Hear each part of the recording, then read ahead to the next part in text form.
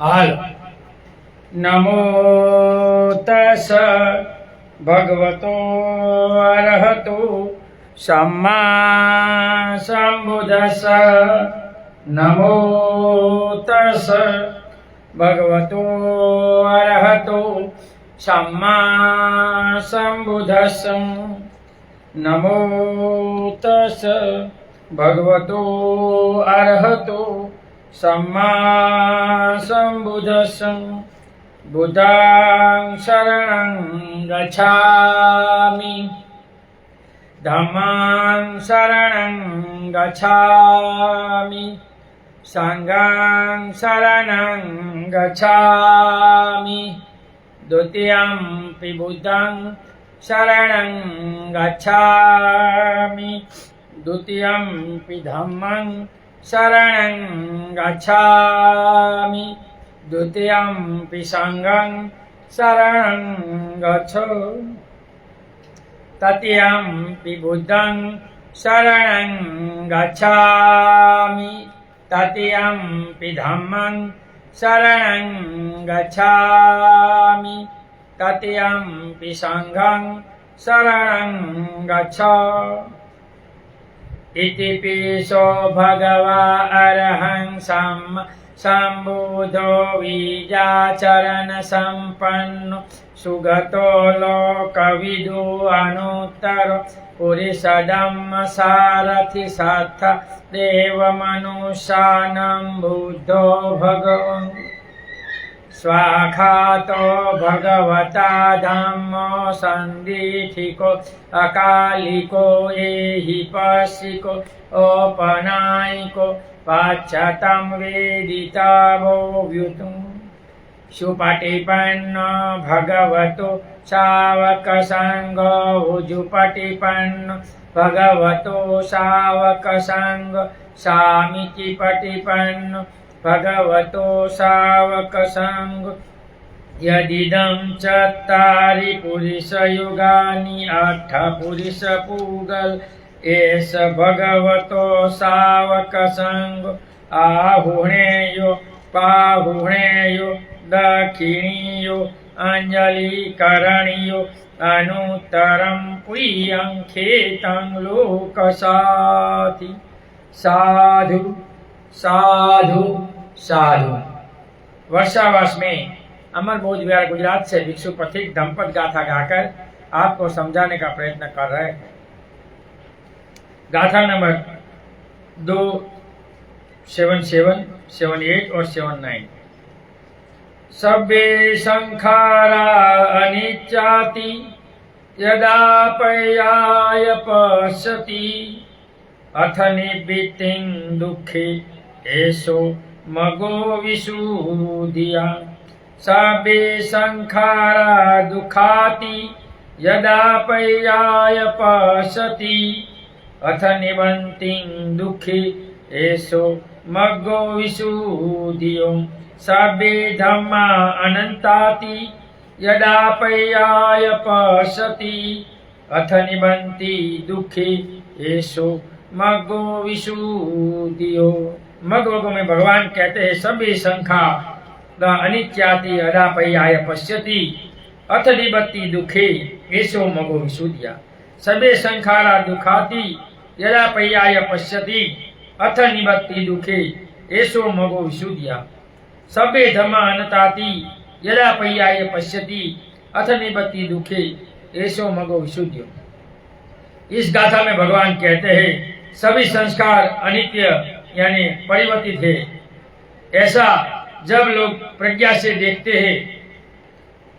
देखते हैं तब दुखों से निर्वेद प्राप्त होता है। यही विशुद्धि का मार्ग है। सभी संस्कार दुख है ऐसा जब प्रज्ञा से देखता है तब सभी दुखों से वह निर्वेद को प्राप्त होता है। यही विशुद्धि का मार्ग है। सभी धर्म पंचखंड अनात्म है ऐसा जब प्रज्ञा से देखता है तब सभी दुखों से निर्वेद होकर प्राप्त होता है। यही भगवान का विशुद्धि का मार्ग है, परिवर्तित का मार्ग है। भगवान का जो विशुद्धि मार्ग है, ये भगवान के धर्म को विशुद्धि मार्ग कहा है। ये मार्ग विशुद्धि मार्ग है। तो कैसे विशुद्धि मार्ग है? ये हम आगे पढ़कर आपको समझाने का प्रयत्न करते हैं। भगवान बुद्ध जेतवन विहार में विहरते समय 500 भिक्षु भगवान के पास कर्म स्थान ग्रहण करके अरण्य में जाकर प्रयत्न करते हुए कि कोई विशेषता प्राप्त न कर पुनः भगवान के पास विशेष रूप से कर्म स्थान लेने के लिए आए। भगवान त्रिकाल ज्ञानी थे, इसलिए हर भिक्षु भगवान के काल में भगवान को पूछते समय कौन से कर्म स्थान से, कौन से ध्यान कर्म स्थान से मैं विमुक्त होगा, आप हमें बताइए। तो भगवान में 10 बल और 4 विशारद ज्ञान था, इसलिए भगवान ने वो बता, सब पूछते और वो मार्ग पर चलते तो हो जाता। भगवान ने उनको पूर्व जन्म में अनित्य लक्षण की भावना किया हुआ देख भिक्षुओं काम भव आदि में सभी संस्कार उत्पन्न होकर अभाव को प्राप्त होने के कारण अनित्य ये कहकर भगवान ने ये गाथा गाई थी। सभी संस्कृत चीजें अर्थात सभी वस्तुएं जो हेतु और प्रत्यय से उत्पन्न होती है अनित्य है। ये सारा संसार अनित्य है। संसार में जो घटनाएं घटती है हेतु ऋतु कर्म के अधीन घटती है, सब घटनाएं कर्म की नहीं, और हर घटना के पीछे कुछ न कुछ कारण होता है। ईश्वरवादी लोग सोचते हैं ईश्वर ने किया, लेकिन भगवान बुद्ध का धर्म ईश्वर, आत्मा, परमात्मा, ब्रह्म ऐसी कोई वस्तु को भगवान का धर्म नहीं मानता, इसलिए हम ये बात नहीं करते। दुनिया में ऐसी कोई वस्तु नहीं है जो हेतु प्रत्यय एवं कारणों से न बनी हो।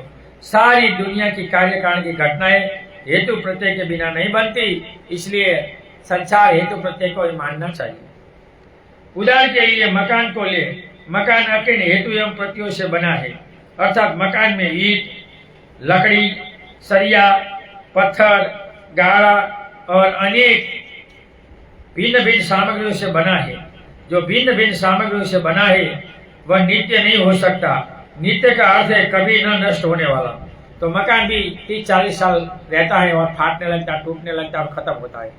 तो कोई वस्तु अनित्य नहीं, पहाड़ भी अनित्य नहीं है, वो 2-3 हजार साल में धीरे धीरे खत्म होता है। जल के स्थल और जल के स्थल हो जाता है। ये संसार का अनित्यता का सिद्धांत है। हम देखते हैं पृथ्वी में से ज्वालामुखी निकलता है, भूकंप आता है, वो अनित्यता के कारण ही है। वायु में पवन आता है, वावाझोड़ा आता है, बारिश आती है, ये अनित्यता के सिद्धांत के कारण ये जगत में, ये कार्य कारण सिद्धांत के कारण ये जगत में सब उत्पत्ति हुई है। मकान ऐसे ही नहीं है कि वह कभी नष्ट न हो। उसी प्रकार संसार में जितनी वस्तुएं हम देख रहे हैं, सूर्य, चंद्र, तारे तथा पहाड़, पर्वत आदि, सरोवर, पृथ्वी पर मौजूद सभी क्षण क्षण क्षण बदल रहे। हर वस्तु परिवर्तित है, लेकिन हमें दिखाई नहीं देती। हमें दिखना चाहिए। जब हम ध्यान साधना करेंगे तो ऐसी सब वस्तुएं हमें दिखाई देगी। परिवर्तित हो रही है क्योंकि ये स्वभाव है, अनित्य है। जैसे वैज्ञानिक आज वस्तु का सबसे छोटा सा अंग, अणु, परमाणु, एटम मानते हैं, जो न्यूट्रॉन, प्रोटॉन और इलेक्ट्रॉन का संचालन मात्र एक अभिन्न पुंज मात्र है। उसी प्रकार बौद्ध दर्शन भी वस्तु का सबसे छोटा कण, अणुकण, भूमि धातु, जल धातु, वायु धातु तथा अग्नि धातु अभिन्न रूप मानता है। तो ये 2500 साल पहले भगवान ने बता दिया था। ये विज्ञान तो आज बोल रहा है। जिस प्रकार वैज्ञानिकों ने अणु को त्रिसंघात माना है, वैसे भगवान बुद्ध का शास्त्रों में चतुसंघात 4 धातु, उनका परिणाम रूप, रस, गंध और स्पर्श सहित 8 संघात को माना है। अर्थात एक अणु में 8 गुण रहते ही है। यदि एक पानी का कण हो तो वह भी पृथ्वी धातु, अग्नि धातु, जल धातु, वायु धातु प्लस रूप, गंध, रस और संपर्श 8 संस्कारात्मक ही होगा। 4 धातुओं ने अपने अपने कृत्य, लक्षण आदि का अभिधम कोश में प्रथम कोश स्थान में वसुबधु ने विस्तार से वर्णन किया है। कि काया और हर धातु वस्तु है वो 4 भौतिक और 4 आध्यात्मिक तत्वों से बनी हुई है, ऐसा कहना है। ये काया है, नाम रूप की काया है। नाम यानी और रूप मतलब ये शरीर, पृथ्वी, पानी, अग्नि, वायु 4 तत्वों का आया है। और चार सूक्ष्मतम वेदना, संज्ञा, संस्कार, विज्ञान, ये काया का है। ऐसे वस्तुओं का भी बताया है। वस्तुतः विस्तार के लिए वह देखा जा सकता है। इस प्रकार आशय यह है कि स्वतंत्र नित्य ऐसा कोई पदार्थ नहीं है जो अनित्य न हो। नित्य पदार्थ परिवर्तित नहीं हो सकता। परिवर्तन हुए बिना कार्य कारण भाव नहीं बन सकता। जैसे बीज को फल में परिणत होने के लिए पृथ्वी में मिलकर जल, वायु और ताप में परिवर्तित होकर बीज से अंकुर बनता है। अंकुर से जड़, तना, शाखा, टहनी, पत्ते, फूल, फल आदि के रूप में परिवर्तित होते हुए विस्तार को प्राप्त होना पड़ता है। तो ऐसे कोई वस्तु नहीं बनती। एक बीज को भी जो हमने देखा कि इनको जल मिलता है, हवा मिलती है, प्रकाश मिलता है और गर्मी में परिवर्तित होकर वो अंकुर जड़ता बीज बनता है, तना, शाखा, टहनी, फूल। तो ऐसे हर प्रकार का परिवर्तन आता है। हर वस्तु परिवर्तित, हर वस्तु अनित्य है, ऐसा भगवान का इस गाथा में कहना है। बिना परिवर्तन के या नित्य मान लेने से वहां परिवर्तन की गुंजाइश नहीं रहती। अतः भगवान बुद्ध ने सभी पदार्थों को प्रतिस्पुन कहा है। भिन्न भिन्न हेतु प्रयोग के मिलने से भिन्न भिन्न परिणाम स्वरूप, अर्थात दीपदान, तेल और बत्ती से दीप का बीज, खाद, पानी और ताप आदि से अंकुर पैदा होता है। अतः इससे यह सिद्ध हो जाता है कि दीप नित्य नहीं है, वृक्ष नित्य नहीं है, अंकुर नित्य नहीं है, कोई वस्तु नित्य नहीं है, सब एक बार नाश होने वाली है। ये सारा संसार अनित्य है। हम छोटे थे, युवा हो गए, वृद्धत्व होंगे और मर जाएंगे। अनित्य है, परिवर्तित, हर वस्तु नहीं। इसलिए भगवान ने अनित्य, दुख और अनात्मा इस संसार का लक्षण बताया। एक तो नाशवान है और इस संसार में सुख नहीं, संसार में दुखी है। उसी प्रकार स्वयं हमारे शरीर को ले यह नित्य नहीं है। माता पिता के शुक्र, शोणित और पूर्व जन्म के चित्त की संतति और वासना आदि की त्रिगुणात्मक संधि से यह शरीर बना है। यह शरीर कर्मशः भोजन, पानी आदि से वृद्धि हो पाता है और क्षण क्षण बदलता रहता है। काया बदलती है, ऐसी नहीं है। वह शरीर करोड़ों अणुओं का संघात या पुंज मात्र है। शरीर पर दिखता है किंतु एक पिंड नहीं है। यह रेत की जमा राशि की तरह है। यदि रेत के राशि में पानी डाले तो इसमें पानी प्रवेश कर जाता है। उसी प्रकार हमारा शरीर भी मात्र करोड़ों अणुओं का पुंज है। इसलिए इसमें भी विद्युत तरंग आदि का प्रवेश होता है। अतः शरीर के अंदर के भागों का भी एक्सरे किया जा सकता है। हमारा शरीर क्षण क्षण बदलता अनगिनत अणुओं का, परमाणुओं का मात्र पुंज है। इससे कोई नित्य तत्व नहीं है। तो ये काया नित्य नहीं है, ऐसा भगवान का कहना है। इसी प्रकार न चित्त ही नित्य है। चित्त भी निरंतर भिन्न भिन्न संस्कारों का भिन्न भिन्न रूपों में प्रकट होता रहता है। 5 इंद्रिय, छठा मन और इनके ऊपर 121 चित्त है। इसमें 12 चित्त काम कर रहा है। 8 चित्त लोभ का, 2 चित्त क्रोध का और 2 चित्त अविज्ञा का और 7 चित्त इनका विपाक है। जो 31 श्लोक में जन्म मरण चक्र में कैसे जाना है वो 7 के अधीन होता है। इसके ऊपर 8 कुशल धर्म है। जो वो कुशल धर्म करेगा तो ऊर्ध्वगति होगी। मनुष्य या देवता या ब्रह्म लोग स्वर्ग में जाएंगे और इससे विमुक्त होंगे। कभी सुखात्मक वेदना, कभी दुखात्मक वेदना और कभी उपेक्षात्मक वेदना आदि के साथ प्रवाहित होता है। जिस प्रकार कहा जाता है कि बहती गंगा में एक ही स्थान पर 2 स्थान नहीं कर सकती या दोबारा कहीं ही प्रवाह को छू नहीं सकते। जिसको जय क्षण हुआ था वह आगे निकल चुका है, उसी स्थान पर उसे दोबारा नहीं हुआ जा सकता। पानी जाता है तो जो आया है वो चला गया है, नया वापस नहीं आएगा। ये काया का भी पानी की तरह है, चलता है, बनता है, जलता, बनता, बहता है, लेकिन हमें दिखाई नहीं देता। हम विपश्यना साधना में जाएंगे, भंग ज्ञान में उतरेंगे, तभी ये सब वस्तुएं दिखाई देती है, वरना कुछ दिखाई देने वाला नहीं है। चित्त भी जो अभी हमने अनुभव किया दोबारा उसी का अनुभव नहीं किया जा सकता। हम समझते हैं कि वही मैं हूँ कल था, वही मैं हूँ 10 साल पूर्व था, जबकि वह भ्रांति है। जैसे हम चलते बल्ब को देखते हैं तो लगता है वही प्रकाश है जो 1 घंटा पूर्व जलाया था, जबकि इसमें कई परिवर्तन आ चुका होता है। इस स्थिति में हम बिजली के मीटर रीडिंग से समझ सकते हैं, अन्यथा हमें तो बिजली का कुछ भी बिल नहीं देना पड़ता यदि वह प्रकाश 1 घंटे के बाद भी होता। ये चलता रहता है इसलिए तो बिल आता है। इसलिए भगवान कहता है कि सारा संसार अनित्य है और अनित्य को जो प्रज्ञा से देखता है वही जन्म मरण से मुक्त हो सकता है, बाकी मुक्त होना कठिन है। हमारे दुख का मूल कारण भी यही है कि हम समझते हैं कि यही मैं हूँ जो कल था। नहीं, हर 10 साल पूरा परिवर्तन होता है। हम 10 साल पहले पुराना भूल जाते हैं। हर 10 साल का फोटो देख लो, आप बदल जाते हैं, लेकिन एक ही क्षण से देखते रहते, पास रहते हैं, इसलिए पता नहीं होता। 10 साल बाद कोई मिलता है तो पता चलता है तुम बदल गए हो। लेकिन साथ रहने वाले को हम नहीं कहते तुम बदल गए, घर में रहने वाले को नहीं कहते बदल गए। इसलिए यदि किसी ने कल कुछ कह दिया तो मानो हम उसे मात्र भी सुन रहे हो, पकड़े रहते हैं। अर्थात अमुक ने मुझे ये कहा, वह कहाँ उनको देखता हूँ आदि प्रतिशोध व्यक्त करते हैं। आने वाले कल में भी मैं ही रहूंगा, अतः मुझे यह चाहिए वह चाहिए, इस तरह अपेक्षा करते हैं। इसे सदा ऐसा ही बने रहना चाहिए। इसके प्रति मेरे प्रेम में रति भर भी कमी नहीं आनी चाहिए। इसमें दुख बढ़ता है। भगवान ने कहा है कि संसार संस्कृत वस्तुएं अनित्य है।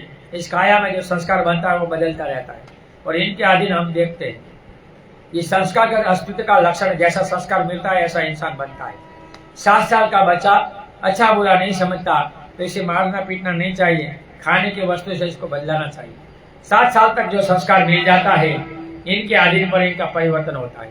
इसमें 10% ही बदलते हैं, 90% वैसे ही रहते हैं। 90% वैसे ही रहते हैं।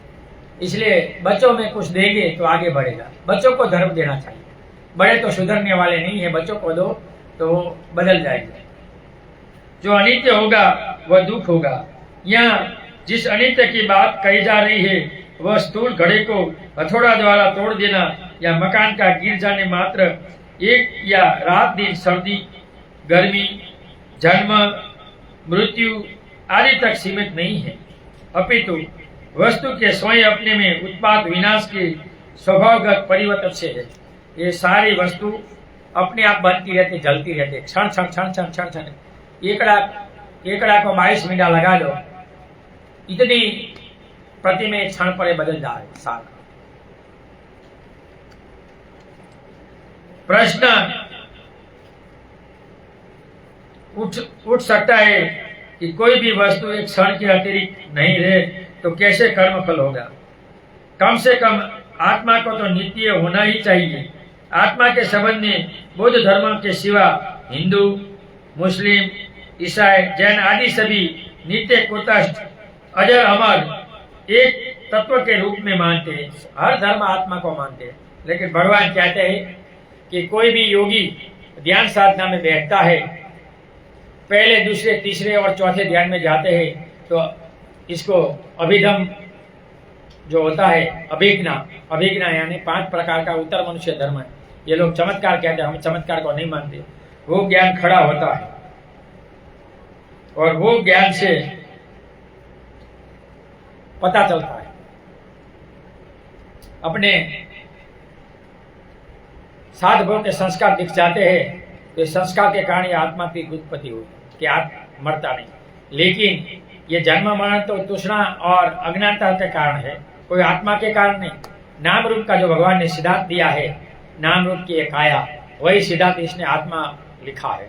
लेकिन आत्मा नाम का संसार में कुछ नहीं है। आत्मा के नाम पर इस जगत में बहुत कर्मकांड क्रियाकांड और मनुष्य पर गुलामी आई है।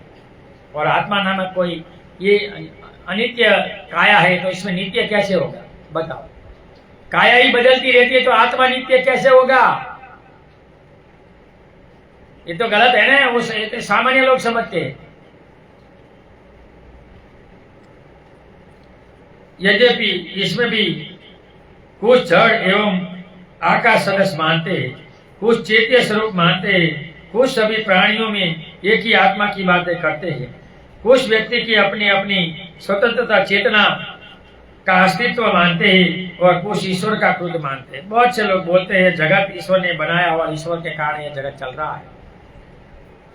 बोध इन सब से भिन्न है। आत्मा को ईश्वर खुद मानने का तो प्रश्न ही नहीं उठता।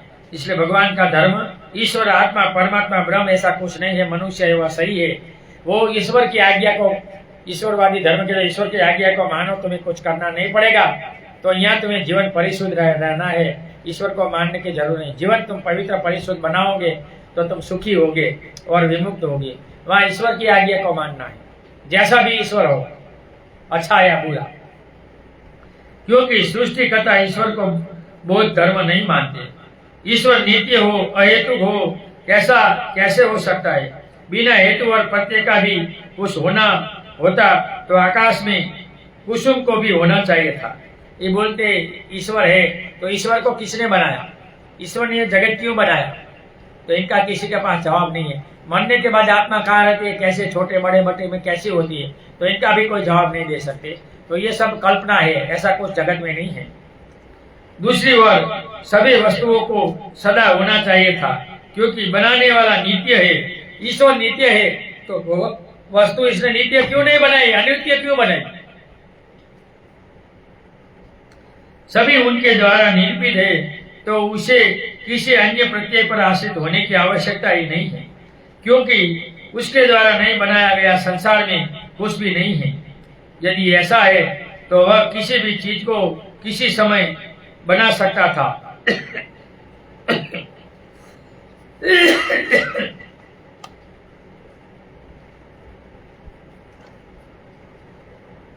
बर्फ के अंदर भी बीज पैदा कर सकता था। हर फसल को हर समय होना चाहिए था। मौसम पर उसे निर्भय नहीं रहना चाहिए था। ईश्वर ने बनाया तो हर ऋतु में सब पैदा होना चाहिए, कि मानसून में ये, ठंडी में ये, गर्मी में है ये फल ठंडी गर्मी में और मानसून में आता है। हम देखते हैं एक साथ सभी क्यों नहीं आते? क्योंकि मौसम को भी उसने ही बनाया है। वह किसी भी समय गर्मी के तुरंत बाद किसी बसंत ऋतु को लाया जा सकता है। कभी कभी दिन को रात में और रात को दिन में परिवर्तित कर देता है। यदि ऐसा होता तो किसी सर्वशक्तिमान सृष्टा या ईश्वर की कल्पना की जा सकती है, लेकिन ऐसा नहीं दिखता। संसार में ईश्वर नाम का, आत्मा नाम का, परमात्मा नाम का कोई तत्व नहीं। ये गलत बात है। जो इंसान है वही सही है, बाकी सभी झूठ है। अतः ईश्वर की कल्पना व्यक्ति को असहाय देख दुख में नहीं दिखता। अतः ईश्वर की कल्पना व्यक्ति ने अपने को असहाय देख दुख में देख दुख के यथार्थ कारणों को न जानने से रक्षा के लिए, आत्म संतुष्टि के लिए करता है। यह कल्पना से उत्पन्न हुई भ्रांति मात्र है, ऐसा दुनिया में कुछ नहीं है। ये अस्पृश्य लोगों पर 2000 साल तक इस देश में अत्याचार हुआ। खाने नहीं दिया, पानी नहीं दिया, अच्छे कपड़े नहीं दिए, अच्छे घर बनाने नहीं दिए, तो तब वो ईश्वर कहाँ था? बता सकता है कोई?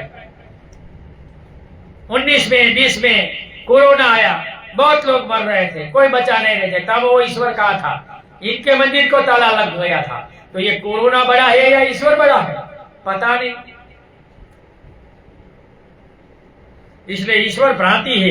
ये मनुष्य का जो चित्त है, जो 12 चित्त है, इसमें 14 इंद्रिय नेगेटिवता है। इसमें एक मिथ्या दृष्टि है कि झूठ को बार बार सुनने से व्यक्ति इसको सच मान लेता है। ये मन की आकृति है। बार बार कोई देवी देवता को देखकर सपने में वही आता है, हाँ मुझे दर्शन हुआ, वो तो तेरा प्रतिबिंब है। वही आत्मा को जब स्वयं नित्य मानता है तो इसे ईश्वर खुद कैसे कहा जा सकता है? नित्य का कोई कर्ता थोड़े होता है। जो नित्य है वह है, अब उसे किसी ने बनाया हो, यह कैसे हो सकता है? जो नित्य है इनको कौन बनाएगा? यदि बनाया गया तो वह अनित्य होगा, जैसे मकान या वृक्ष आदि। यदि आत्मा नित्य हो, आकाश की तरह तो उस पर हमारे अच्छे और बुरे कर्म करने से क्या अंतर पड़ता?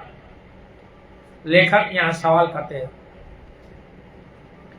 मनुष्य का आत्मा है वही पशु का भी आत्मा है, तो उस आत्मा की हमारे सुख दुख आदि वेदना से क्या सरोकार है? क्या पशु के आत्मा और मनुष्य के आत्मा में फर्क है? जो आत्मा एक है तो तुम क्यों पशु को काट कर खाते हो? तो तुम आत्मा को काटते हो। तुम्हारे में करुणा होनी चाहिए, कोई भी जीव मारकर नहीं खाना चाहिए। यदि वह आत्मा सुख दुख को भोगे और वह नित्य नहीं हो सकती, वह एक ही हो सकती, क्योंकि वह कभी सुख भोग रही है, कभी दुख भोगने वाला भी और दुख भोगने वाला भी, दोनों एक अजर अमर नित्य परिवर्तनशील कैसे हो सकता है? इस प्रकार या तो वह आत्मा परम से ही मुक्त होगा या कभी भी वह मुक्त नहीं हो सकता, क्योंकि अपरिवर्तनशीलता नित्यता उनका स्वभाव है। अतः उस आत्मा का हमारे जीवन से कोई प्रयोजन नहीं रहेगा। इसलिए काया में आत्मा नामक कोई तत्व नहीं है, ऐसा भगवान का इस गाथा में कहना है। हमारे अंदर अपने को चिरकाल तक बनाए रखने की जो आकांक्षा है, जो रहने की आसक्ति व्यक्ति के अंदर है, उसी के परिणाम स्वरूप हमने एक आत्मा को जन्म देकर रखा है। यही आत्मदृष्टि सभी दुखों की जड़ है। आत्मा को मानना सबसे बड़ा दुख है, ऐसा यहाँ भगवान का कहना है। क्योंकि यदि मैं हूं तो दूसरा होगा तो निश्चित ही वह अपने स्वार्थ की पूर्ति के लिए दखल करेगा। मेरे प्रति स्नेह, दूसरे प्रति ईर्षा और द्वेष उत्पन्न होगा ही। जहाँ मोह और द्वेष हो वहाँ समस्या उठेगी। इस संसार चक्र अनंत काल तक चलते ही रहेगा। जहाँ आपने अजर अमर आत्मा को मान लिया, स्वीकार कर लिया, आप अपने से निराशक हो ही नहीं सकते। जब आप निराशक हो ही नहीं सकते, तब दुख से मुक्ति संभव नहीं है। जो लोग आत्मा को मानते हैं, इनका दुख कभी मुक्त नहीं होगा, वो जन्म मरण से मुक्त भी नहीं होगा और इनका दुख भी कभी नहीं मिटेगा। वो दुख चलता ही रहता है, सुख दुख आता ही रहता है। इसलिए आत्मा को छोड़ दो, आत्मा को मत मानो, उसमें तुम्हारा कोई कल्याण नहीं है, ऐसा भगवान का इस गाथा में कहना है। तथागत भगवान बुद्ध का कहना है कि आत्मदृष्टि संसार चक्र का मूल है। ये आत्मा को मानना, वही जन्म मरण का चक्कर दौड़ता है कि इसमें नित्य आत्मा है, स्वर्ग में जाएगा, नरक में जाएगा, यहाँ जाएगा, पैसे वाले में जन्मेगा, गरीब में जन्मेगा, यहाँ जाएगा। तो यही जन्म मरण चक्र के दुख में डालने का ये आत्मा ही एक मिथ्या दृष्टि है, ऐसा भगवान का कहना है। अतः उन्होंने आत्मवाद का खंडन किया। अब प्रश्न उठता है, यदि आत्मा नहीं है तो पूर्व जन्म कैसे होगा? तो ये तो ईश्वरवादी का मानना है। हम तो पूर्व जन्म पानी की तरह मानते हैं कि ये संधि खत्म हुई, दूसरी संधि शुरू हुई। ये दिए जैसा, एक दिया खत्म होता है तो इससे दूसरे दिए जलाते हैं, ये खत्म हुआ और ये शुरू हुआ, तो ये इसमें डाल गया नहीं, इससे ये हुआ। जिसने कर्म किया वह तो नष्ट हो जाएगा, भोगेगा कौन? कर्म किसी और से किया और फल यदि कोई दूसरा भोगे, फिर हमारे अच्छे बुरे कर्म करने का हमारे लिए क्या फायदा होगा? ऐसा आक्षेप संभव नहीं है, क्योंकि बोध चित्त की निरंतर सतति को मानते हैं। हम ये चित्त को निरंतर पानी की तरह मानते हैं, ये नाश नहीं होता। ये काया है, इसमें हृदय, किडनी, फेफसा जो मेन अंग है वो खत्म होता है तो काया खत्म होती है।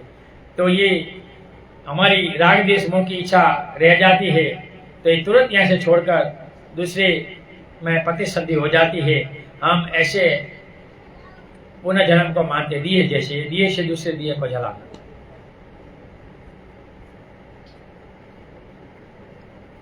जैसे 20 वर्ष पूर्व एक विद्यार्थी बड़ी मेहनत की साथ रात दिन बिना सोए, बिना कहीं घूमे फिरे अध्ययन करता था। आज उसके फल को भोगने वाला विद्यार्थी, क्या वह वही विद्यार्थी है जो 20 वर्ष पहले था? नहीं, ऐसा बिल्कुल नहीं हो सकता। जो 20 वर्ष पूर्व था वह विद्यार्थी कितना सुंदर, सुडोल, आकर्षक, कोमल और प्यारा लड़का था। जबकि आज वह विद्यार्थी पक्की दाढ़ी, मुष्ट, कठोर बदन और चेहरे से चूरिया वाला है। यह विद्यार्थी तो नहीं है, तो क्या उनका फल कोई दूसरा भोग रहा है? निसंदेह वह दूसरा व्यक्ति भोग रहा है, लेकिन उनकी चित्त संतति एक है, उसका प्रवाह एक है। इसलिए निरंतर चित्त संतति के कारण जिस विद्यार्थी ने 20 वर्ष पूर्व अध्ययन किया, वही उनका फल भी भोग रहा है। जैसे जो गंगा बनारस में बह रही है, वही गंगा गंगा सागर में नहीं पहुंची है, उसमें कई बदलाव आए हैं। यह वही गंगा नहीं है जो ऋषिकेश में बह रही है, लेकिन उनका प्रवाह वही है। इसी प्रकार से चित्त संतति को भी समझे जाना चाहिए। ये पानी की तरह चित्त की संतति है, ऐसा भगवान का कहना है। उसी प्रकार मनुष्य योनि में जो अकुशल कुशल कर्म कर रहा है, वह उनके परिणाम स्वरूप पशु योनि, देव योनि में गया है। वह एक बिल्कुल नहीं है, लेकिन उसी का प्रवाह है। अतः उसे कुशल कर्म करने चाहिए, अन्यथा उसे कष्टों को भोगना पड़ेगा। बोधों की दृष्टि में भविष्य में आने वाली आत्मा को, चित्त को अभी पैदा होना है, अभी मूर्त रूप लेना है, क्योंकि वह अनित्य है, अनित्यता के प्रवाह में है। यही जीवन धारा है। ऐसा नहीं कि अन्य धर्मों की तरह इनकी भविष्य की आत्मा भी आज इस समय यहाँ वर्तमान है, जो अजर अमर है, अखंड है। नित्य आत्मा को चित्त संतति की निरंतरता के सूक्ष्म अंतर को समझना होगा। इसके बिना हम अपने अमूल्य समय में कहीं धीरे धीरे खोज में, मिट्टी में, खदान में खोजने तो नहीं बैठे। इस पर गंभीरता पूर्वक चिंतन करना होगा। तो भगवान कहते हैं कि जो चित्त संतति है वो पानी की तरह है और कुछ नहीं। आत्मा को हम नहीं मानते, लेकिन पुनः जन्म को हम मानते हैं। 31 भूमियों में ये जन्म मरण का चक्कर चलता है। इसलिए तो भगवान को बुद्ध पूर्णिमा का रात को जो ज्ञान मिला, तो पहले उदाहरण बोलते हैं, जब तक व्यक्ति आत्मवाद की दृष्टि को नहीं समझेगा, वह या तो ईश्वर का सहारा लेकर प्रार्थना करता रहेगा या वरदान की प्राप्ति के लिए साधना करता रहेगा कि कैसे मैं अविजयी बनूं। ये चोटीला के पास एक पति पत्नी ने अपनी बलि कर दी कि हमें उत्तर मनुष्य धर्म मिलेगा, शंकर आएगा, लेकिन मर गए दोनों, कोई शंकर नहीं आया। शास्त्रों में लिखा है ना कि तपस्या की रावण ने और शिव पैदा हुए और इसने मांग लिया। ये सब मिथ्या दृष्टि, कुछ पैदा नहीं होता। कैसे दुनिया पर राज करूं आदि यद्यपि इस प्रकार की साधना में सिद्धि मिलती है, वह ईश्वर की कृपा नहीं, अपितु मन की एकाग्रता से मन में पैदा हुई शक्ति है, जो उस रूप में प्रकट होकर फल देती है। जो पहला, दूसरा, तीसरा, चौथा ध्यान आता है, इसको 5 मन की शक्तियां खड़ी होती, उत्तर मनुष्य धर्म। लेकिन लोग बोलते हैं मुझे ईश्वर मिला। मिथ्या दृष्टि है, गलत को समझते हैं। भगवान ने करुणामय होने के लिए, करुणा से उत्पन्न होने के लिए तदनुरूप साधना की, तपस्या की, फलस्वरूप करुणा हुई। अन्यत्र लोग किसी को अपने वश में करने की शक्ति प्राप्त करने के लिए तब सिद्धि करते, जो वास्तव में दोनों मन की ही शक्ति है। बहुत से हिंदू साधु तिब्बत में जाकर सीख कर आते हैं, वहां कर बहुत दीक्षा लेते, साधु बनते, सीख कर यहाँ झोला उतार कर यहाँ आकर साधु बन जाते। जो वहां परिचित ज्ञान की जो साधना होती है, वो ज्यादातर करते हैं अशुभ भावना से होती है। इससे इंसान के चित्त में क्या हो रहा है वो बोल देता है, जो तुम सोचते हो वो कह देता है। वो एक अभ्यास है मनोविज्ञान का। तो बागेश्वर बाबा कहता है ना, बालाजी, कोई बालाजी नहीं है, तो इसने परिचित विद्या का अभ्यास किया है और कुछ नहीं है। बोधों की साधना चित्त में अनंत काल में प्रवाहित और प्रवाहमय वासना एवं राग आदि क्लेशों का नाश कर दया, करुणा, प्रज्ञा आदि गुणों को समृद्ध करती है। राग, द्वेष आदि चित्त के स्वभाव नहीं है, आगंतुक है। जैसे आकाश में बादल आकाश का स्वभाव नहीं है, उसी प्रकार चित्त का स्वभाव क्लेश आदि नहीं है। अपितु वस्तुओं के स्वभाव को न जानने से अनित्य को नित्य मानकर, दुख को सुख मानकर, अनात्मा को आत्मा मानकर अज्ञानवश नाना प्रकार की भ्रांतियों को पालकर उनका संस्कार हमारे चित्त पर लगा है। जैसे दर्पण पर धूल उनकी अनित्यता, निस्वभावता, अनात्मा आदि का ऊपर कहे अष्टांगिक मार्ग का अनुसरण कर नष्ट करना चाहिए। ये दृष्टि नष्ट करनी है तो हमें आर्य अष्टांगिक मार्ग पर चलना चाहिए। जो आर्य अष्टांगिक मार्ग पर चलेगा वही ऐसी मिथ्या दृष्टि से मुक्त होगा। और वही ये भगवान ने कहा है कि जगत अनित्य है, हर व्यक्ति को मानना चाहिए। जो अनित्य जगत को मानेगा वही मार्ग शुद्ध है। हर संस्कार भगवान बोलते हैं अनित्य है, जो काया में हो रही। हर संस्कार दुख रूप है और हर धम्मा जितने भी धर्म है, जितने भी धर्म है, No power. Please charge.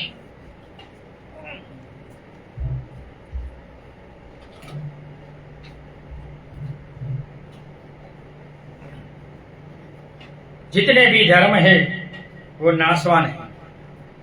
ये गाथा में भगवान कहते हैं।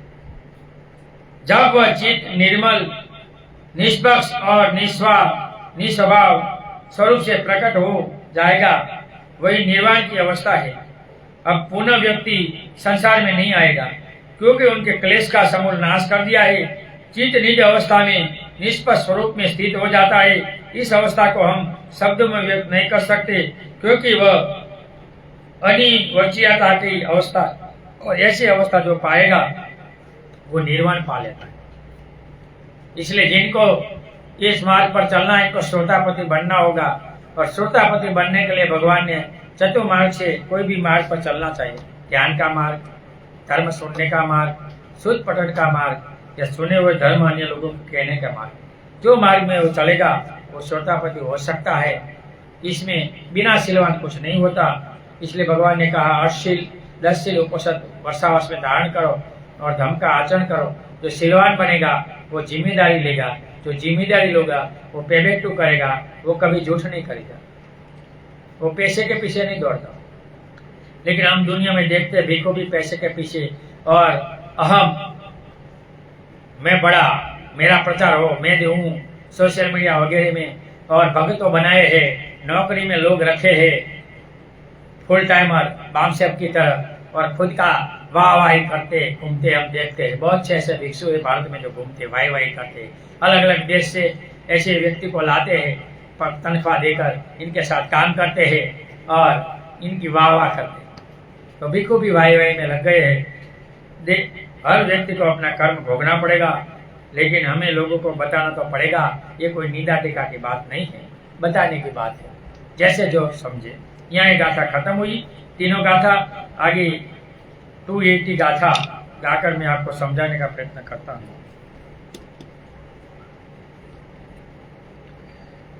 उठानिकाम अठनाहो युवा बलि आलस्य उपेतो ससंखं मन्नो कुशितो पय्या मग अलसो नवदंती। उठान काली ममन नान हो युवा बलि आमसो पेतो संसक मनो कुशितो पय्याय मग अलसो नवदंती। तो भगवान इस गाथा में कहते हैं, जो उद्योग करने के समय उद्योग नहीं करता, युवा और बलशाली होकर भी आलस्य में भरा रहता है, उच्च आकाश को छोड़ देता है, मन को छोटा करता है, वह आलसी प्रज्ञा के मार्ग को प्राप्त नहीं कर सकता। आलसी इंसान कभी भगवान बुद्ध के धर्म को पा नहीं सकता। ऐसा भगवान का इस गाथा में कहना है कि उद्योग करना चाहिए। युवानी में तुम कमाओगे तो वृद्धत्व में काम आएगा, युवानी में कुछ नहीं करोगे तो कुछ आने वाला नहीं। इसलिए धर्म बच्चों से देना चाहिए, बचपन से, और युवानी से इनका आचरण होना चाहिए। बूढ़े पे नहीं, रिटायर होगी और धर्म का काम करेंगे, गलत है। डेली कुछ न कुछ करना चाहिए। भगवान तथागत जब जेतवन में विहार कर रहे थे, 500 भिक्षु उनके पास आकर कर्मस्थान ग्रहण कर एकांत में निरंतर उद्योग कर अरहत्व को प्राप्त हुई। उनमें से एक भिक्षु वहीं रुककर पहले की भांति रहने लगा। जब एकांतवास कर प्रयास पूर्वक ध्यान भावना कर भिक्षुगण अरहत्व प्राप्त हुए, तब बुद्ध का दर्शन करने आए। तो बुद्ध ने उनका बड़े मधुर वचन से कुशल क्षेम पूछा। तो भगवान ने सब भिक्षु का कुशल क्षेम पूछे। जो वर्षावास खत्म होते थे तो हजारों किलोमीटर चलकर भिक्षु भगवान के दर्शन आते थे। अभी भी बहुत से भिक्षु विदेश के भी और इंडिया के वर्षावास खत्म होता है तो बोध गया दर्शन करने जाते हैं। वो परंपरा है। उसे देख जेतवन में 500 भिक्षुओं ने अलग अलग रहे। भिक्षु को ईर्षा हुई और वह भी अरोध की प्राप्ति में जुट गई, किंतु रात भर जागते रहने से उसे नींद आ गई और फिर गिर पड़ा। जब वह बात भगवान के पास पहुंची तब भगवान ने कहा कि ईर्षा युक्त असमय प्रयास करने से फल नहीं मिलता। उसी समय भगवान ने ये गाथा गाई, ईर्षा रखकर कोई काम करेंगे तो ईर्षा के कारण इनका फल नहीं मिलता। इसलिए भगवान कहते हैं कभी ईर्षा मत करो, बिना ईर्षा से काम करो। ईर्षा से काम करने से हमारा कोई भला नहीं। दुनिया में हर एक कार्य का समय होता है। बचपन में शिक्षा ग्रहण करने हेतु स्कूल जाकर शिक्षा ग्रहण न करे तो आयु ढलने पर शिक्षा हासिल नहीं हो सकती। बचपन में याद शक्ति ब्राइट होती है, बुढ़ापे में कम होती है, इसलिए बचपन में पढ़ना चाहिए। उसी प्रकार जवानी में काम कर शिक्षा का धनार्जन नहीं कर सके तो बुढ़ापे में वह संभव नहीं हो सकता। युवानी में धन का कमाना और बचत करना चाहिए जो बुढ़ापे में काम आए, ऐसा भगवान का कहना है। जैसे किसी किसान का बेटा खेती करने के समय घर में रहकर खेती न कर अपने मित्रों से मिलने जाए तो उसे बुद्धिमान नहीं कह सकते। उसी प्रकार समय पर बीज न बोए तो फसल की कामना करना व्यर्थ है। वही आध्यात्मिक जीवन को भी समय रहते बिना चाहिए। आध्यात्मिक जीवन जीने के लिए पवित्र मन आवश्यक होता है और शील का होना भी आवश्यक है। इसलिए जो शीलवान बनेगा तो ही इनके पर ही समाधि की धूरी बैठेगी, वरना कुछ बैठने वाला नहीं है। क्योंकि अध्यात्म का अभिप्राय ही अपने में पवित्र लाना है। यदि वह क्लेश से प्रेरित होकर साधना करता है तो उनका फल बोधों में तो नहीं मिल सकता, लेकिन बोधेतर ग्रंथों में क्रोध में आकर साधना करते हुए भी वरदान प्राप्त करते देखने को मिलते। उसे अध्यात्म कहे या नहीं ये विचारणीय है। ऐसा कुछ नहीं है। क्रोध से कोई वस्तु की फल की प्राप्ति नहीं होती। इसलिए भगवान कहते हैं फिर क्रोध छोड़ दो, उद्योग करो, समय समय पर समय का काम करो और आलस छोड़े। वही पर्यावरण होता है, वही सोता पर सकुतगामी अनागामी हो सकता है। बाकी जगत में कुछ मिलने वाला नहीं है।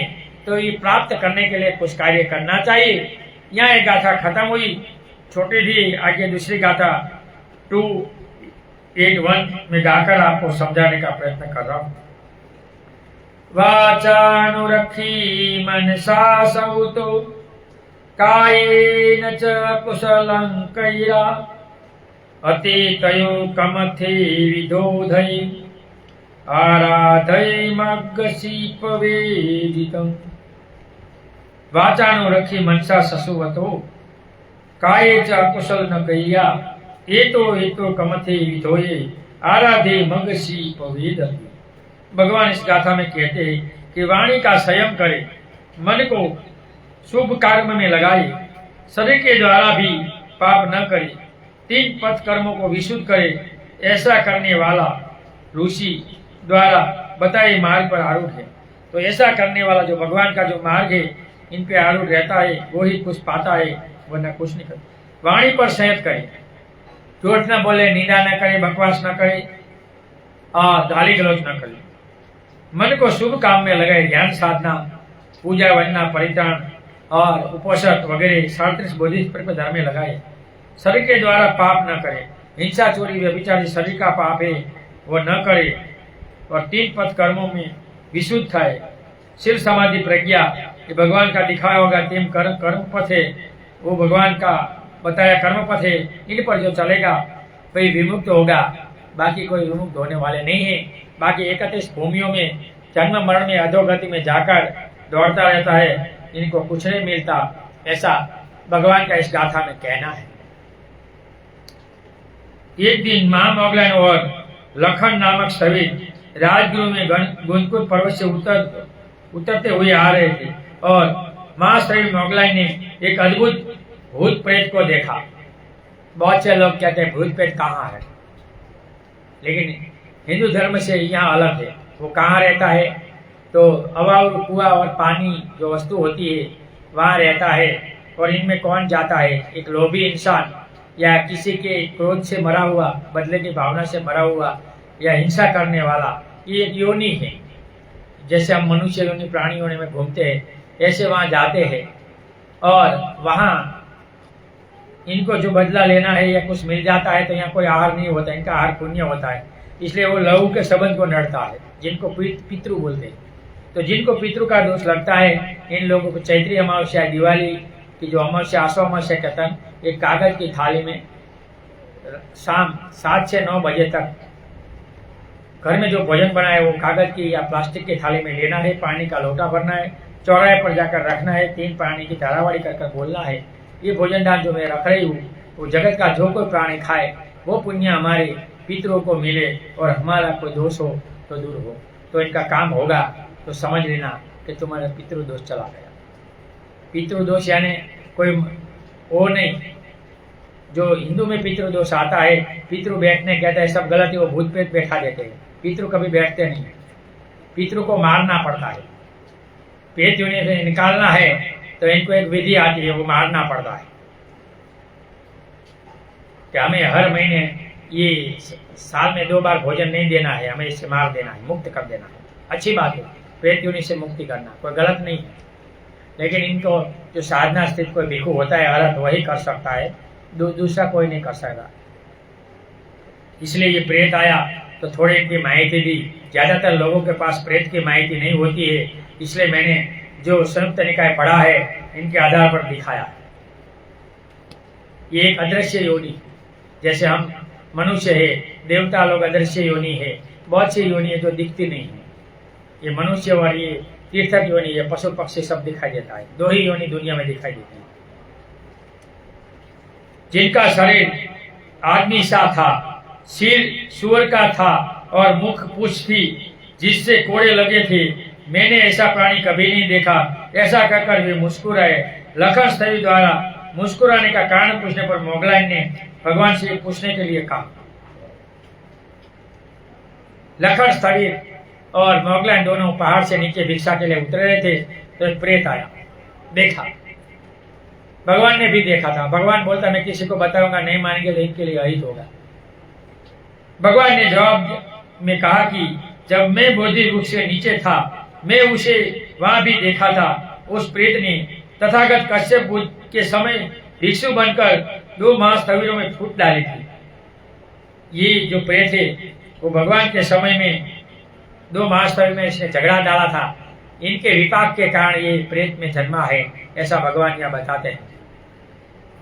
फूट डाली थी और फिर दूसरे विहार में चला गया था। उनके फलस्वरूप वह नरक गया, वहां बहुत दुख भोगा। फिर भी नरक में दंड भोगने जाना पड़ता है, फिर भी ये यहाँ प्रेत योनि में आया। मनुष्य के नीचे जो 4 योनि है, असुर योनि, प्रेत योनि, तीर्थक योनि और निरय योनि, ये 4 योनि मनुष्य के नीचे होती है। मनुष्य के ऊपर देव योनि, ब्रह्म योनि और अरूप योनि, काम लोग, रूप लोग और अरूप लोग, ये जन्म मरण का चक्कर है। सर्व तरीका से पढ़कर समझ सकते हो। और इसको ज्यादा समझना है तो सम्यक समाधि नाम का ध्यान करोगे तो पता चलेगा, बाकी कोई बुद्धि को समझने वाले नहीं। और अब इस स्वरूप में यहाँ आया है। भिक्षु को काया, वाचा और चित्त से बिल्कुल शांत होना चाहिए। ऐसा कहकर भगवान ने ये गाथा सुनाई। क्या कहा?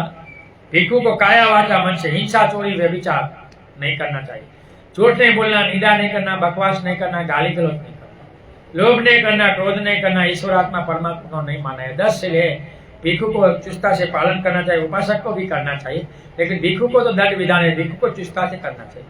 लेकिन हम देखते हैं कि भिक्षु भी पैसे के पीछे, धन के पीछे दौड़ते हैं। धन भूमि हो गए भिक्षु। क्या करना है पता नहीं। हम ही बड़े, बाकी सब बड़े बड़े झमेले करते हैं, तो झमेले से कभी दम खड़ा होने वाला नहीं है। आप ई को ले जाओ, रेलियां निकालो, झंडा ले, इससे दम खड़ा नहीं होगा। दम तो आचरण का है। विपश्यना साधना शिविर में जाओ अपने घर में उपोषण करो। ओके, शील, समाधि और प्रज्ञा। प्रज्ञा के लिए धर्म सुनने जाओ, बार बार जहां प्रवचन होते हैं वहां जाओ। पटियति पर्यति पटि वेदन 3 एंगल का बुद्धिज्म है। परियति, पटि पटि पटि परियति यानी धर्म को सुनना, जानना, चिंतन करना।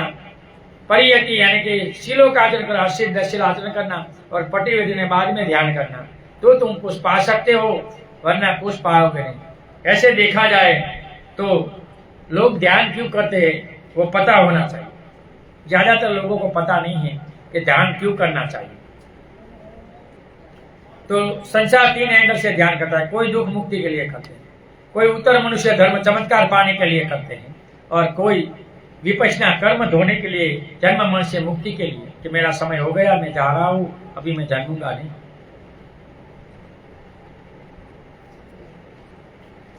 अपनी बात पर वाणी पर स्वयं हमें वैसे ही करना चाहिए जैसे टेलीग्राम, तार या फैक्स भेजते समय अत्यंत संक्षिप्त एवं कुछ शब्द का चयन करते हैं। तो भगवान कहते हैं कि काया वाचा मन से काम करना चाहिए। उसी प्रकार सोच समझकर थोड़े वाक्य करना चाहिए। आदमी के अंदर विचारों को कूड़ा करकट के अतिरिक्त बोलने के लिए होता ही क्या है। उस कूड़ा करकट को इधर उधर धकेलने को हित नहीं हो तो किसका क्या हित होने वाला है। अच्छा है मौन धारण करते रहे, गाली गलौज ये मत करो, मौन रहो या धर्म बोलो। भगवान ने भिक्षु को कहा है या मौन रहो या धर्म की बात करो, सांसारिक बात में मत पड़ो, क्योंकि तूने ये जीवन लिया है, तेरा मृत्यु है, तू धर्म को पाने के लिए है, तू जन्म मरण से मुक्ति के लिए लिया है, तो तेरे इनके लिए प्रयास करना चाहिए और गृह संसारियों से थोड़ा फासला रखना चाहिए। व्यक्ति यदि कुछ बोलता भी है तो उनका सत्यता से संबंध होना चाहिए, झूठ से नहीं। लेकिन हम देखते हैं लोग झूठ को छितरते हैं, डरते हैं। तो तुम यहाँ पैसे देकर छूट जाएंगे कोर्ट कचहरी में, मरने के बाद नहीं छूटेंगे। मरते समय जो तुम्हारे कर्म के अधीन जन्म मरण चक्र चलता है, वहां झूठ किसी का नहीं चलता और वहां पैसे भी नहीं चलता। वहां तो तूने जो कर्म किया वो कर्म के अनुसार तुझे भोगना ही पड़ेगा। इसलिए कुछ मृत्यु का डर होना चाहिए कि मरने के बाद मैं कहाँ जाऊंगा, मैं अच्छा कर्म करूं, मैं बुरा कर्म मत करूं। जबकि आज मात्र बोलने के लिए लोग बोलते हैं, उससे अच्छा है शांत मौन रहे। हम देखते मीठा बोलते हैं तो लोग दौड़कर पैर पड़ जाते हैं। तो मीठा बोलने से कुछ नहीं होगा, वो शीलवान होना चाहिए। आज 90% से ज्यादा भिक्षु शीलवान नहीं है और उपासक भी ऐसे ही है, नादान। अच्छा बोलता है, गाड़ियां में आता है, प्लेन में आता है, भिक्षु तो इनके पीछे दौड़ते और छटफट कार्यक्रम कर देते। बहुत अच्छा हुआ। और ट्रेन की टिकट या प्लेन की टिकट देते मांगते तो, और हमें जैसे पूरे भाड़ा भी नहीं देते, क्योंकि घर का पार का के पंडित यहाँ के ठीक नहीं है। बाहर वाले अच्छे, बाहर वाले बोलते गुजरात गांधी तो भी अच्छे। भिक्षु ने भी बड़े बड़े संगठन बनाए और पीछे के पीछे दौड़, हम बड़े, मेरा बड़ा, मेरा बड़ा। हर भिक्षु को संगठन में रहना चाहिए, संघ के साथ। जो वर्षावास में उपसंधा के बाद 5 वर्षावास भिक्षु संघ में करना चाहिए मिनिमम, तो वहां वो सीखता है। और जब इनकी उम्र 10 वर्ष की होती है तब इनको श्रावण शिविर करनी चाहिए, तब तक नहीं करनी चाहिए। लेकिन हम देखते हैं तब तक वो श्रवण बनाना चाहिए, तब तक नहीं बनाना चाहिए।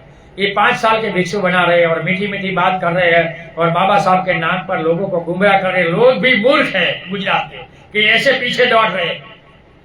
भगवान ने जो विनय दिया, इनके विरुद्ध उपासक और भिक्षु को नहीं जाना चाहिए।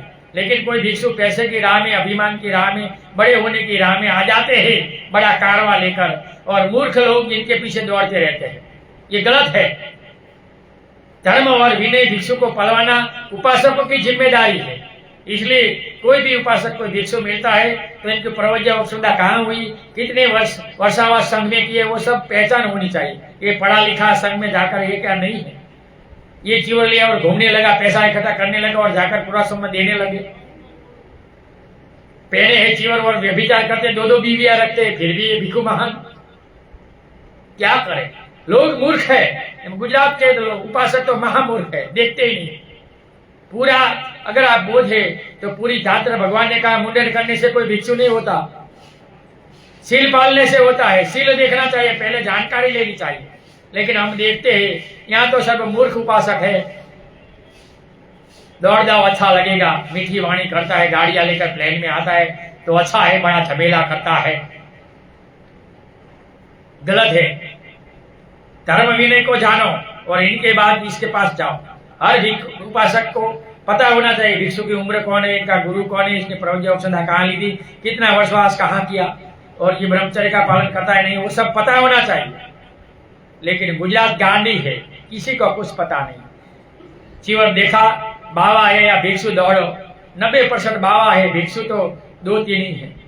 जो शील का आचरण करे वही भिक्षु है, बाकी सब बाबा है।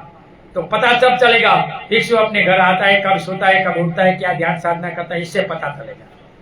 मेरे जैसे सत्य बोलता है तो ठीक नहीं, ये गलत है। लेकिन जिनको बुलाना बुलाओ, हम सत्य बोलेंगे, किसी को भी बोलेंगे, कितना भी बड़ा क्यों ना हो। धर्म विनय के विरुद्ध कोई भिक्षु का काम होगा तो भगवान ने कहा है बोलना है, ये निदा टीका नहीं है, मूर्खाओ। विनय के विरुद्ध होते तो दिखाना चाहिए। हमने संघ को भी दिखाया है। संघ बोलते हैं ये भिक्षु संघ में नहीं है, तो संघ में जो नहीं है अकेला घूमता है, इनको कौन कहने वाला। जो करे विचार करे तो कुछ नहीं कह सकते। लेकिन इनके ही भक्तों ने मेरी फरियाद मेरे संघ में की, ऐसा है, फोटो वगैरह कुछ नहीं हुआ, क्योंकि संघ मुझे जानता है मैं क्या करता हूँ। संघ को मेरी पता है। संघ में साल में जो 2 विपश्यना करने जाते हैं, हम जाते हैं। हर साल संघ के कार्य में जाना पड़ता, हम जाते हैं।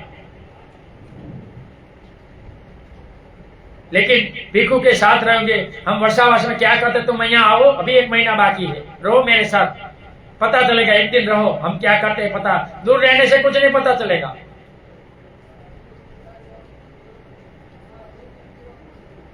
जितना व्यक्ति कम बोलेगा उतना ही कम अनुचित कर्मों को करेगा। इसलिए भिक्षु को वर्षावास में मौन रहना चाहिए। काम है तो बोलना चाहिए, आर्य मौन पालना चाहिए, ध्यान साधना, धर्म अभ्यास करना चाहिए चुस्ता से। इसलिए हम भी 1 हफ्ते तक मौन रहते हैं और रात को ही बोलते हैं पूरे दिन। अभ्यास और साधना करना है, विपश्यना। तो ध्यान साधना के बिना धर्म में कुछ होने वाला नहीं है। भाषा के कारण, वाणी के कारण जो समझाने का प्रयत्न किया इतना किया। यहाँ एक गाथा खत्म हुई, अगली गाथा कल हम बोलेंगे। वाणी के कारण, भाषा के कारण समझाने के जो मैंने प्रयास तो किए हैं। मैं भी एक इंसान हूँ, मुझसे अगर कोई गलती हुई है और किसी को दोष लगा है तो 2 हाथ जोड़कर क्षमा चाहता हूँ, क्षमा करें। ऑनलाइन सुनने हुए सभी लोगों को मैं पुण्य अनुमोदित करता हूँ। सुने हुए ढंग से आप सभी लोग सुखी हो, निरोगी हो, आपका कल्याण हो, आपका मंगल हो।